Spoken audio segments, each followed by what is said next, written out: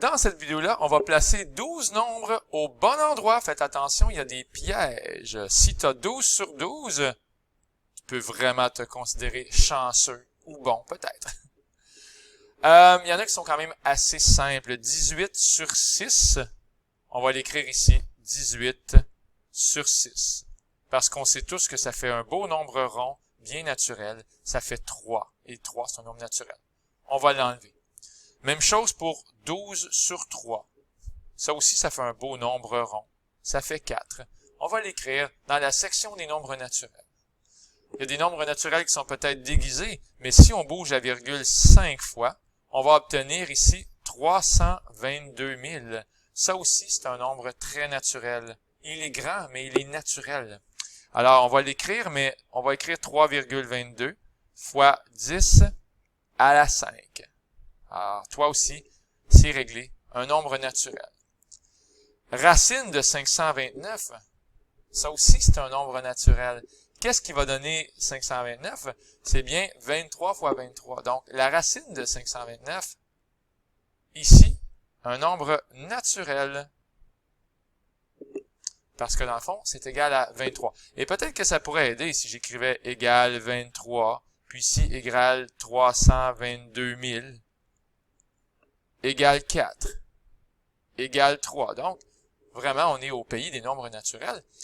Un gogol, oui, un gogol, c'est un nombre immense. Et ça, c'est égal à 10 à la 100. Clairement, je ne vais pas l'écrire au long. J'ai d'autres choses à faire de mon temps. Et un petit dernier, je pense, 0 est un nombre naturel. Donc, 0. Je peux bien écrire égal 0 parce que comme ça va être joli. Il va y avoir du mauve et du vert. Et je pense que c'est terminé pour la liste des nombres naturels. On a les nombres entiers. Moins 1,0. Bien sûr, c'est la même chose que moins 1. Donc ça, c'est un nombre entier. Et je pense que c'est tout. Pour les nombres rationnels, moins 3,5, c'est une fraction. C'est la même chose que moins 7 demi. Alors, c'est une fraction. C'est un nombre rationnel. Et lui aussi, c'est une fraction. 6 fois 10 à la moins 3. Lorsqu'on va bouger la virgule une fois, deux fois et trois fois, on va obtenir 0,006. Ben ça, là, c'est une fraction. Et ça donne la même chose que 6 sur 1000. Bien sûr, on pourrait même s'amuser à réduire la fraction comme 3 sur 500. Mais clairement, on est au pays des fractions ici. Il y en a un autre qui est très difficile. 0,1 périodique. Saviez-vous que 0,1 périodique, c'est la même chose que 1 neuvième? 1 neuvième, c'est 0,11111. Et des 1 jusqu'à temps que tu sois tanné de le dire.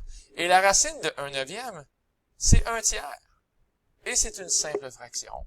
1 tiers, ou si tu préfères, 0,33333 périodique. Étant donné que c'est toujours le même chiffre qui se répète, ici c'est le 3, ben clairement, on sait que c'est une fraction. De toute façon, on le savait depuis le début, parce que c'est écrit 1 tiers ici. Et donc, je vais écrire racine de 0,1 périodique. Ça, c'est une fraction. Et qu'est-ce qui reste, là, les coquins qui n'ont pas encore été classés? Ben, on va reprendre le mauve ici. Pi sur 2. Bon, ça, c'est un nombre très, très, très irrationnel. Puis, les chiffres après la virgule ne se répètent pas. C'est pas comme le 0,333. Et en divisant par 2, pi, ça va rester un nombre irrationnel.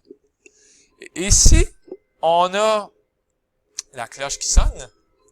On a la racine de 0,1. Alors, si vous préférez, c'est la racine de 1 dixième. Et contrairement à la racine de 1 neuvième, ça va pas donner quelque chose de rond. Si vous prenez votre calculatrice et vous faites la racine de 1 dixième, bonne chance. Tiens, je vais l'essayer. Racine de 1 dixième, 0,316227766. Ça ne se répète pas. On est vraiment ici au pays des nombres irrationnels. Donc, est-ce que j'ai tout mis? Je pense que oui. 1, 2, 3, 4, 5. 6, 7, 8, 9, 10, 11. Est-ce qu'il m'en manque un? Ah, j'avais pas compté lui ici. Donc, voilà. Tous mes nombres ont été mis au bon endroit. C'était Luc Allard qui vous dit « Bye tout le monde! »